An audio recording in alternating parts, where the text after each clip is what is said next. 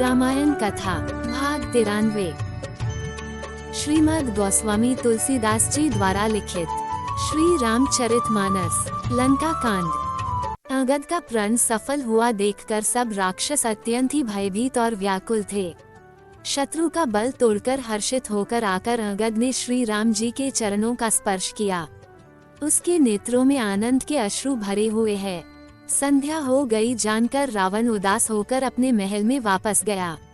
मंदोदरी ने रावण को समझाकर फिर कहा, स्वामी मन में थोड़ा विचार कीजिए, कुबुद्धि को छोड़ दीजिए। आपका श्री राम जी से युद्ध शोभा नहीं देता। उनके छोटे भाई ने एक जरा सी रेखा खींच दी थी जिसको आप पार नहीं कर पाए थे। ऐसा तो आपका पुरुषत्व है, क्या आप उन्हें संग्राम में जीत पाएंगे? जिनके दूत का काम ऐसा है वो खुद कैसे होंगे? हनुमान समुद्र को लंघकर आपकी लंका में निर्भय चला आया।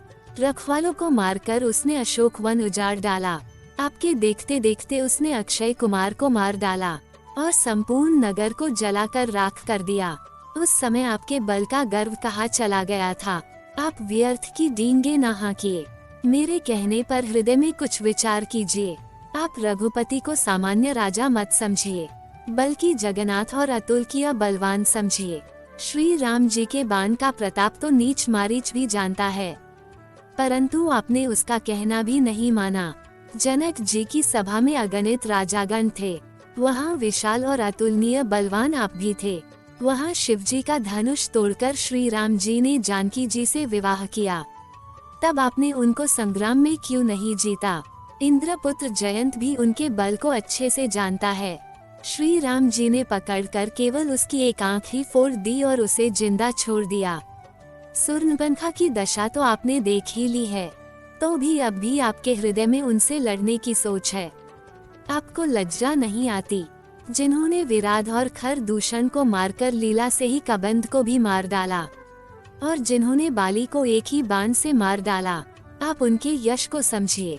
जिन्होंने खेल खेल में ही समुद्र पे सेतु बंधवा लिया और जो प्रभु सेना सहित सुबेल पर्वत पर उतर चुके हैं, उन करुणामय प्रभु ने आप ही के हित के लिए दूत भेजे थे।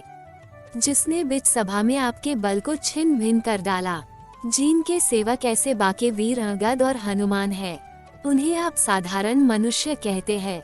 काल कभी किसी को लाठी लेकर नहीं मारता, वह धर्म, बल, बुद्धि और विचार को हर लेता है। जिसका मरण समय निकट आ गया है, वह आप ही की तरह बुद्धिहीन हो जाते हैं। आपके 2 पुत्र मारे गए और आपका नगर जल गया। जो हुआ सो हुआ, पर अब तो इसकी समाप्ति कीजिए। श्री राम जी से वैर त्याग दीजिए और उनके चरणों में जाकर उनकी स्त्री उन्हें लौटा दीजिए।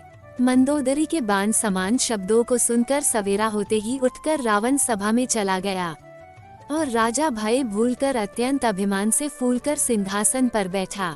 यहाँ श्री राम जी ने अंगद को बुलाया। अंगद ने आकर प्रभु के चरण कमलों पर सिर नवाया। श्री राम जी ने बड़े आदर से अपने पास बिठाया और हंसकर बोले, है बाली के पुत्र, मुझे बड़ा कौतुक है, इसीलिए मैं तुझसे पूछता हूँ। सत्य कहना, तुमने जो रावण के 4 मुकुट फेंके, बताओ उसको तुमने किस प्रकार से पाया? तब अंगद ने कहा, वह मुकुट नहीं है, वह तो राजा के 4 गुण है। आगे की कथा अगले भाग में। जय श्री राम। दोस्तों, हमने भगवान श्री राम की लीलाओं को सरल भाषा में समझाने की एक तुच्छ कोशिश की है। आपको हमारी कोशिश अच्छी लगी हो तो वीडियो को लाइक कीजिए और चैनल को सब्सक्राइब कीजिए। कमेंट में जय श्री राम लिखिए।